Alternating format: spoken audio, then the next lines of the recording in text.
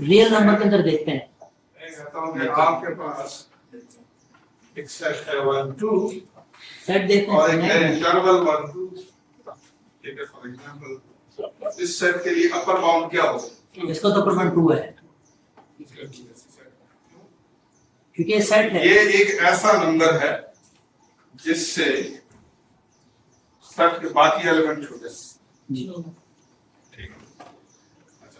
इसमें इंटरवल 1 का 2 के लिए इसमें कोई इसका तो रियल नंबर लाइन ये ओपन इंटरवल है, इसमें बीच में जो नंबर है इनफाइनाइट है। ऐसा नहीं, ये एक इनफिनिट सेट है बट इट्स बाउंड। पर इसके अपर बाउंड जब देखेंगे सर वो तो इनफाइनाइट अपर बाउंड हो सकते हैं ना। एक बता दो 3 4 5 कुछ भी ले लो, 2 ले लो, 2 बता तो खुद ही। हाँ 2 खुद वो तो सेट के अंदर है। सेट के अंदर नहीं है। अच्छा ओपन है, ठीक है 2 है, सही सेट के अंदर नहीं है। सेट के अंदर नहीं है, 2 है, सेट के अंदर 2 है। ये कहेंगे 1.5 ले ले, वो जो है जी 1.5 ले लें, इसके बीच में नहीं नहीं वो अपर बाउंड नहीं हो सकता। अपर बाउंड अपर बाउंड का मतलब क्या है? रफली हम डिफाइन कर रहे हैं वो सेट के ये वो नंबर के जिससे सेट के बाकी सारे एलिमेंट्स 1.5 से बहुत सारे नंबर आप बजट कर सकते हैं। तो अगर मैं डिफाइन करता हूं अपर बाउंड एक सेट के लिए,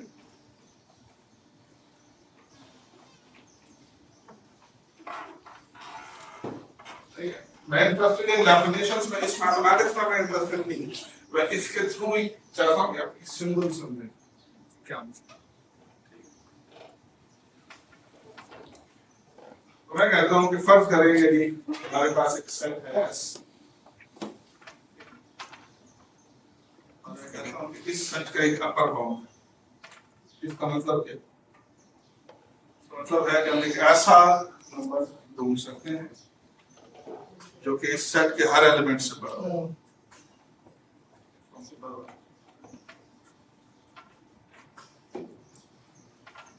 Find number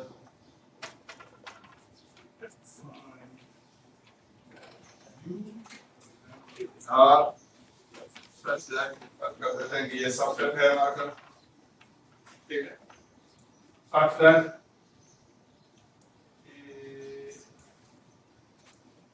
आप कोई भी S ले लें, इसमें से इस सेट S में से वो U से छोटा हो, वो S U से छोटा हो, हम ढूंढ सकते हैं एक ऐसा नंबर U जिससे आप कोई भी नंबर S का ले लें वो इस नंबर से छोटा। तो कभी हम कहेंगे U जो है इस सेट का अपर बाउंड। फॉर एग्जांपल इस सेट के लिए U क्या ले सकता हूँ, 3 भी ले सकता हूँ, देखें, क्योंकि U का S के अंदर होना जरूरी नहीं है। कोई भी नंबर हो जिससे S के सारे एलिमेंट्स छोटे हों, कहेंगे चाहिए पर U इक्वल टू 3 भी तो ले सकता हूं। 3 जो है वो S के सारे एलिमेंट से, लिहाजा 3 का पर बाउंड और भी ले सकते हैं। हर ऐसा नंबर क्योंकि आपके साथ S के एलिमेंट से बड़ा, फॉर एग्जांपल इस इंटरवल से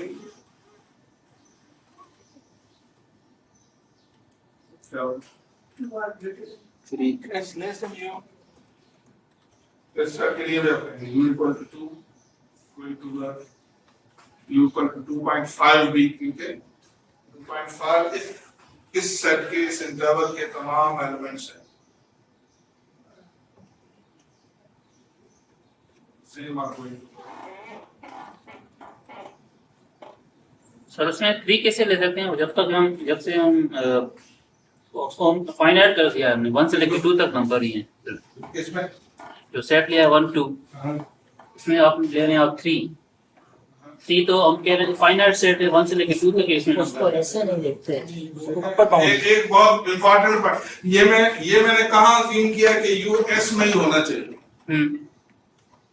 अगर हम ये कहते हैं कि अपर बाउंड आपको एस के अंदर ढूंढना है, तो फिर तो आप यू इक्वल टू 3 ले हम सकते हम नहीं, normally- क्लोजनेस नहीं देखेंगे, ये क्लोजर प्रॉपर्टी वो अगर हैं। ऑपरेशन फिर रिलेटेड सिर्फ upper हम boundary- नॉर्मली सर इसको देखते हैं नंबर लाने पर, जब हम इसमें जाते हैं नंबर लाने पर आते हैं, देखो ये सेट है, अब इससे जितने भी बड़े होंगे ना वो सब इसके अपर बाउंड हो सकते हैं, पर लीस्ट अपर बाउंड के लिए फिर वो कंडीशन होती है, वो सेट के अंदर होना चाहिए, वो उसका सबसे बड़ा नंबर होना चाहिए, तो हम उसको नंबर लाइन में ही नंबर देखते लाइन हैं। में। तो आसान है, बस symbolic summary। कुछ तो और बताओ। तो U could be any number. It's not necessarily in S actually, जरूरी नहीं है कि S के अंदर हो। मतलब उनका वो सर दे रहा हूँ, अभी तो सिंपल समझ रहे हैं। ठीक है, तो आप हर वो U का जो रियल नंबर है, तो क्या आपके S के एलिमेंट से बड़ा कुछ आंसर होगा। अच्छा, अगर मैं इससे सिंबॉलिकली लिखना चाहूं तो क्या होगा? तो मैं कह सकता हूं कि जी there exist U in R for all F in F we have what? ऐसे F less than or equal.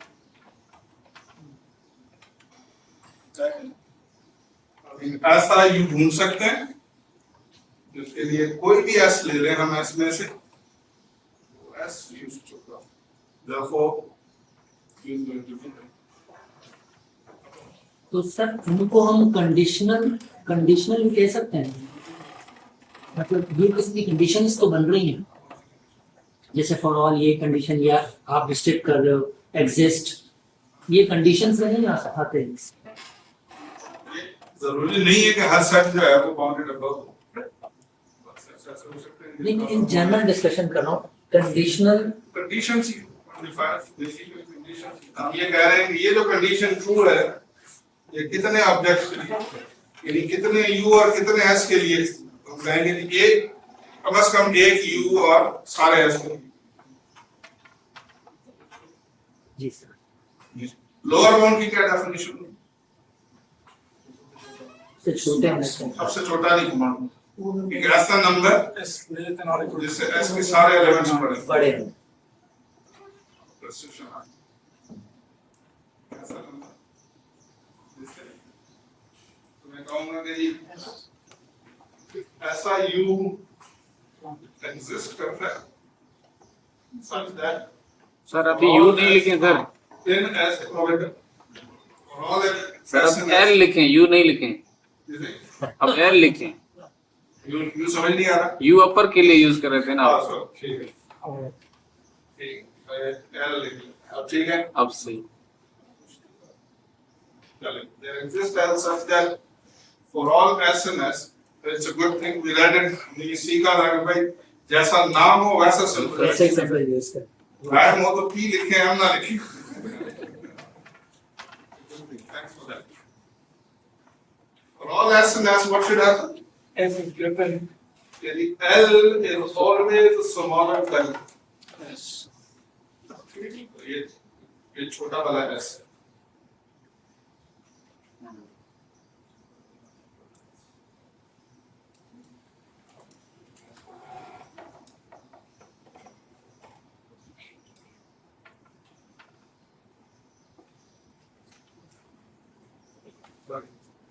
देखें, अगर आप इनकी लोकेशन से तब्दील कर लें, मतलब कंप्लीटली तब्दील हो। So you have to be careful with कौन सी चीज कर ले आनी है और कौन सी चीज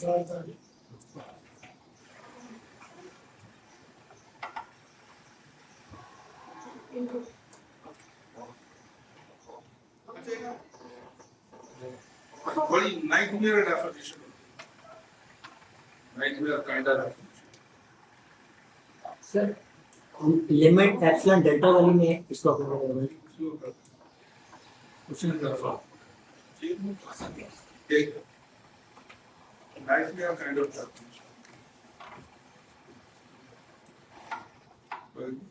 अंडरग्रेड में तो कभी समझ नहीं है सर। हो जाएगा, समझाएगी। True sir.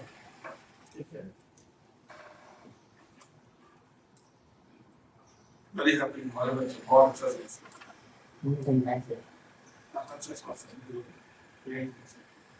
Anyways, so here is something.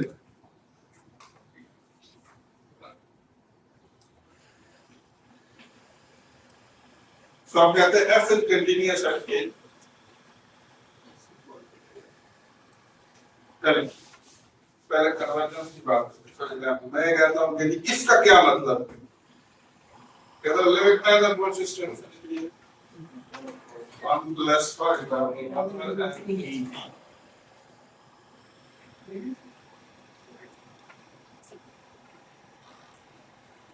ये सीरीज है जिसको बढ़ा रहे हैं सीरीज है 1 + 1/n बाइनोमियल है सर। सीरीज ये है, इसको जब एक्सपेंड Expand करना है। इसको देख के को दिमाग फील नहीं होता है क्या जी मतलब जी देख अगर हम दो चीजों के दरमियान इक्वालिटी स्टैब्लिश करने की कोशिश कर रहे हैं, एक पहली बुनियादी जरूरत ये होती है जो होनी चाहिए कि वो दोनों चीजों की नेचर एक जैसी।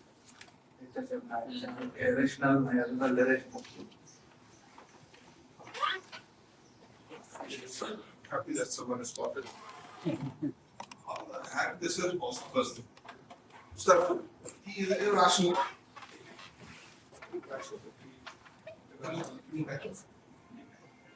Here we have something which is very interesting. One is a rational number, one over n is a rational number. इनका सम रैशनल नंबर है और एक रैशनल नंबर की जो मर्जी चाहे पावर दे दें वो रैशनल नंबर है और हम ये कह रहे हैं ये बराबर है। How the heck is this possible? इधर आंसर फ्रैक्शन में नहीं हो सकता। n power n goes to infinity doesn't mean that it just takes the integer values. ठीक है ठीक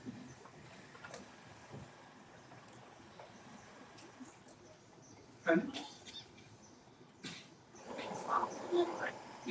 ये तो इक्वालिटी है ना, ये एक प्रिसाइज है। That's not really equality. ये अप्रोक्सीमेट है ना सर। कहते ये है कि जैसे जैसे n बड़ा होता जाएगा वैसे वैसे 1 plus n raised to n की वैल्यू करीब आती है।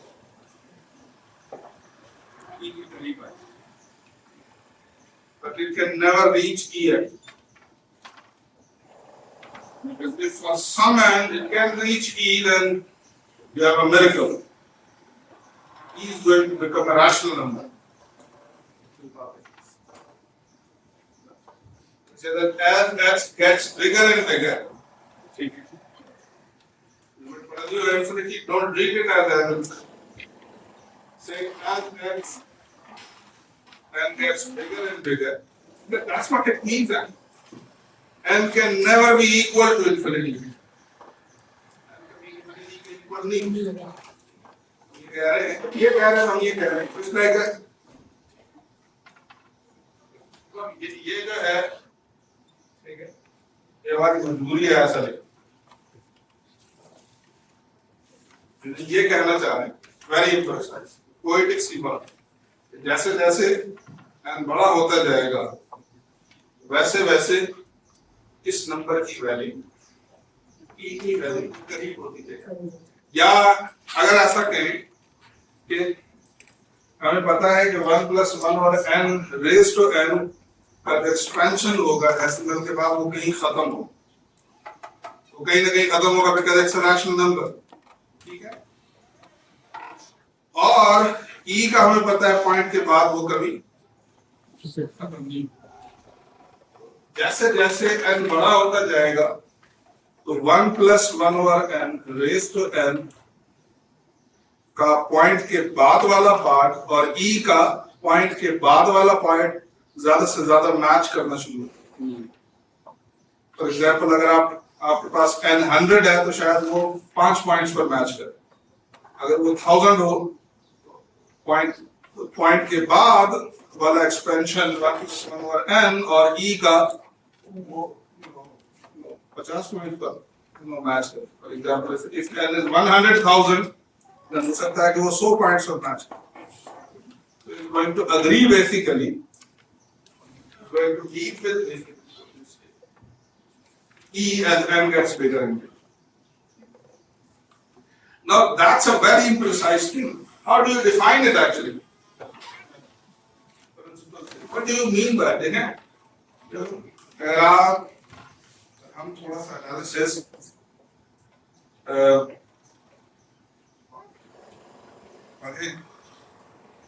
और पता चलेगा कि infinity is not a number. It's a symbol. It's just a symbol. Nothing can reach to infinity.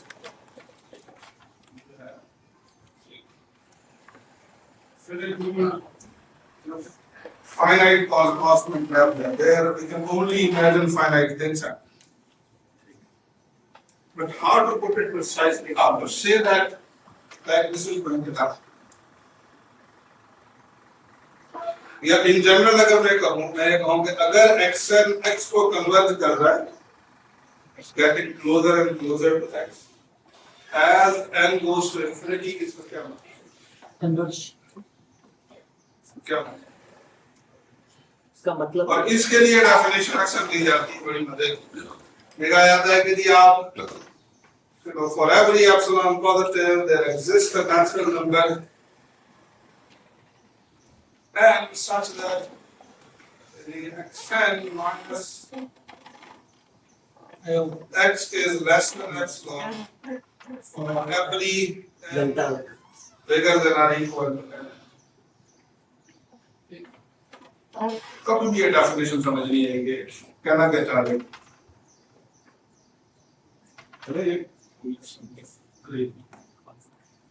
But I say it's poetry in symbols. It's poetry in symbols. अगर आपने ये सिंबल्स पढ़े हैं तो आप पढ़ने की कोशिश कि आप कोई भी एप्सिलॉन ले लें पॉइंट पहले स्टेटमेंट को रीड करके और फिर उसकी इंट्यूशन करना कि आप कोई भी एप्सिलॉन ले लें पॉइंट अब एक ऐसा नेचुरल नंबर ढूंढ सकते हैं जब इंडेक्स उस नेचुरल नंबर के बाद उस जब इंडेक्स है सीक्वेंस की उस नेचुरल नंबर से बियॉन्ड जाएगी तो फिर इस इंडेक्स वाले सीक्वेंस ठीक है की टर्म का डिफरेंस x से वो आपके चूजन एप्सिलॉन से छोटा होगा। आप कोई भी एप्सिलॉन ले लें हमेशा एक ऐसी इंस्टेंट गुजरे आएगी कि इस इंस्टेंट के बाद xn और x का यानी सीक्वेंस और x का डिस्टेंस आपके चूज करना एप्सिलॉन से सर इसको ग्राफिकली थोड़ा दिखाइए ग्राफिकली वहाँ वो दिखाइए ग्राफिकली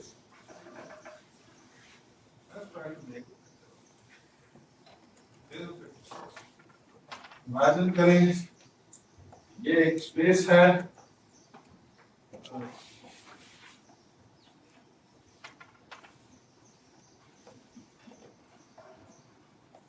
इमेजिन करें ये स्पेस है और ये स्पेस में पॉइंट है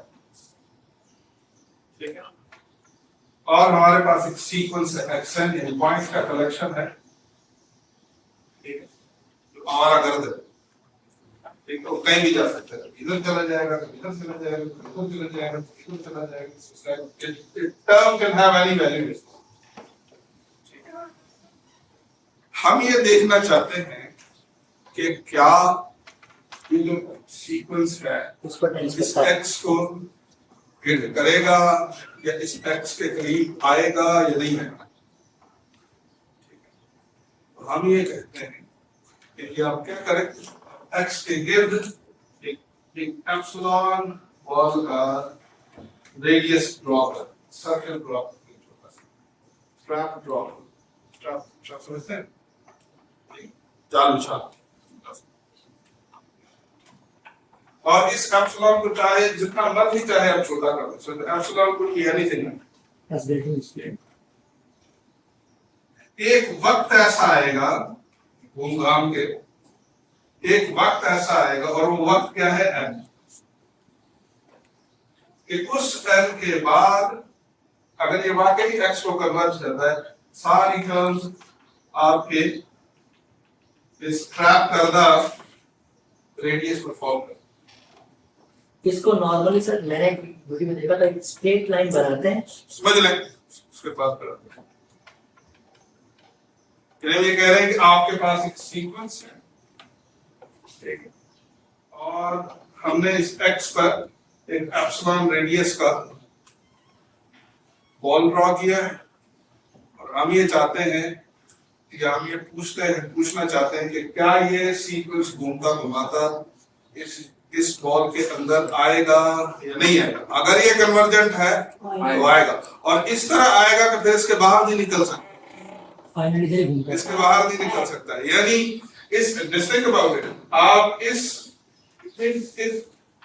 बॉल के अंदर ये जो पॉइंट्स है, इन पॉइंट्स और x का डिस्टेंस कंप्यूट करेंगे तो वो क्या होगा, वो हमेशा एप्सिलॉन से हमेशा एप्सिलॉन से जो ये है fall in the black hole, can never escape basically.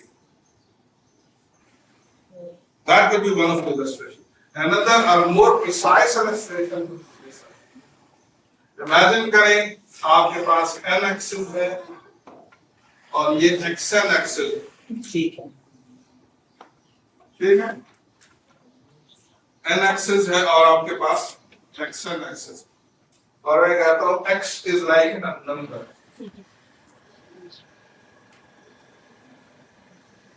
x is like a number, number को प्लॉट करें तो क्या होता है, get a straight line, ठीक है। इसमें अब टाइम 1 पर I'm gonna have some x1, X1. और वो x1 कहाँ होगा, कौन सा मुझे नहीं पता, it could be any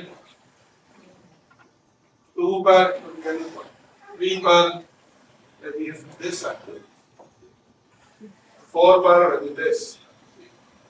अगर ये सीक्वेंस वाकई इस x को कन्वर्ज कर रहा है तो हम कहेंगे एक टाइम ऐसा आएगा जिसे हम n कह रहे हैं, इससे पहले चाहे वो जो भी कर रहा हो, एक टाइम ऐसा आएगा कि इस n के बाद सीक्वेंस की सारी टर्म्स हैपनिंग नहीं, इस n के बाद, इस n से पहले क्या हो रहा है doesn't matter। Is that basically इस n के बाद इसकी सारी terms they are going to be really near to this all this। Sir अब ये तो आपने एक और कितना करीब होंगी, उतना करीब होंगी जितना आप चाहेंगे। So epsilon is not a fixed number, it's your choice। You know, आप मुझे epsilon बताइए, मैं आपको वो टाइम बताता हूं कि देखिए इस टाइम के बाद सीक्वेंस और इसकी लिमिट का डिफरेंस आपके चूजन करदा एप्सिलॉन से कम हो। आप बताइए कितना करीब करना चाहते हैं एक्शन और एक्शन। आप कहते हैं उनका डिस्टेंस 1/2 से कम करना चाहता हूँ, तो मैं आपको बताता हूँ कि वो कौन सी इंस्टेंट होगी जिसके बाद इसकी सारी टर्म सीक्वेंस की 1/2 से उनका डिफरेंस जो है वो 1/2 से छोटा हो। अगर आप 1/3 करना चाहते हैं, मैं आपको इंस्टेंट बता सकता हूँ। So capital N is like an instant actually, इस टाइम के बाद सीक्वेंस की सारी terms are going to be in a very small interval which is x plus epsilon क्या होगी, वो भी एक लाइन होगी, और x minus epsilon क्या होगी, वो भी लाइन होगी. सारी टर्म्स इसी के अंदर आ- के करीब है. और इस एप्सिलॉन को आप जितना मर्जी चाहे करीब करते हैं, जितना बड़ा करेंगे फिर तो जल्दी फॉल करेंगे, जितना कम करेंगे तो वेट टेक टाइम. ठीक. Anyway, this discussion में I just throw you a flavor actually that इतना देखें. I mean essentially हम basically क्या कर रहे हैं when we are defining convergence, हम nearness को define करने की कोशिश कर रहे हैं. हम ये चाहते हैं फॉर एग्जाम्पल एक चीज स्टैटिक है, एक जगह खड़ी है, और दूसरी चीज डायनामिक है, वो मूव करती है. तो हम ये चाहते हैं वो डायनामिक चीज क्या स्टैटिक चीज के करीब आएगी या नहीं आएगी. We want to define nearness. We are saying that वो आएगी अगर वो आगे कन्वर्जन. ठीक है. और वो कन्वर्जेंस कैसे होगी कि आप कितना करीब चाहते हैं इन दोनों को. मैं चाहता हूं कि एप्सिलॉन से भी करीब हो जाए, तो फिर आपको वेट करना पड़ेगा. कब तक? कि जब तक इंस्टेंट एन ना आ जाए. हर एप्सिलॉन के लिए आप एन ढूंढ सकते हैं सच दैट कि इस एन के बाद, कैपिटल एन के बाद आपके सीक्वेंस और उस लिमिट का डिस्टेंस आपके चोजन एप्सिलॉन से कम हो. It's something beautiful.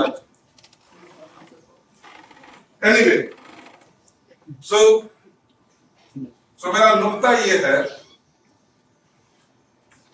कि ये भी इसी किस्म की स्टेटमेंट है कि ये आप plus for all epsilon positive there exist and such that this is true. इसको भी हमें यहाँ ऐड करना पड़ेगा. हमारा कंडीशन ये है कि जब हम पहले कंडीशंस लिखते हैं और लास्ट स्टेटमेंट हर एप्सिलॉन के लिए n होगा सच दैट कि इस n के बाद, स्मॉल n के बाद, इस कैपिटल N के बाद डिस्टेंस किसके दरमियान, xn और x के दरमियान और इस एप्सिलॉन.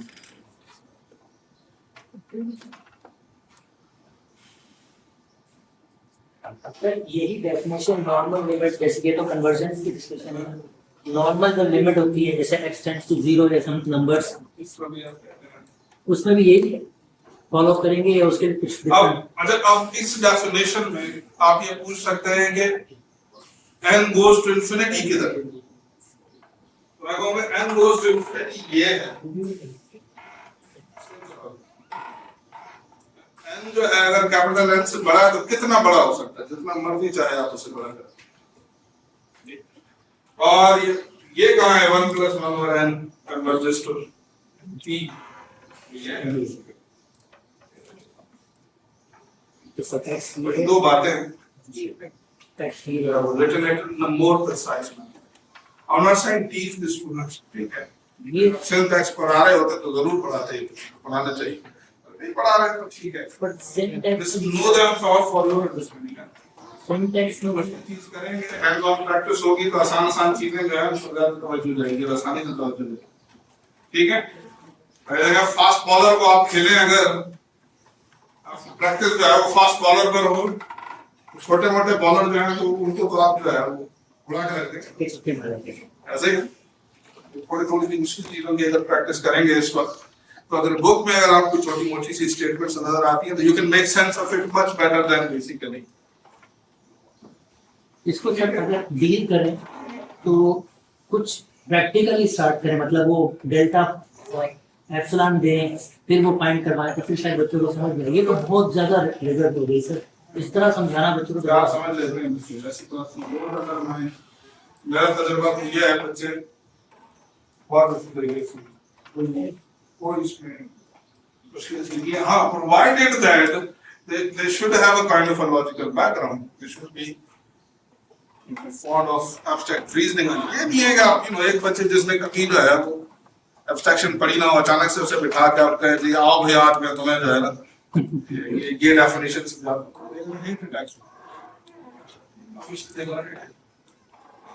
आदि है एब्स्ट्रैक्ट टर्म्स में सोचने के, आहिस्ता आहिस्ता आहिस्ता एक माइंड बिल्ड किया जाता है. ठीक है जी. हाँ जी। तो वो जो एप्सिलॉन डेल्टा डेफिनेशन है वो भी यही है। कहते हैं जी आप कोई भी एप्सिलॉन दे दें, अब ये वहां पर आप क्या करें, आप कह रहे हैं कि जी Lx goes to A, f of x goes to L. जी sir. As x is a number which goes to A, then f of x goes to basically. और x goes to A का मतलब क्या है? x को आप करीब करें, अगर x A के करीब जा रहा है तो f of x ठीक है। let's say for every epsilon positive, I can find a delta positive, ठीक है, such that कि अगर x और A का डिस्टेंस वो आपके इस डेल्टा से छोटा हो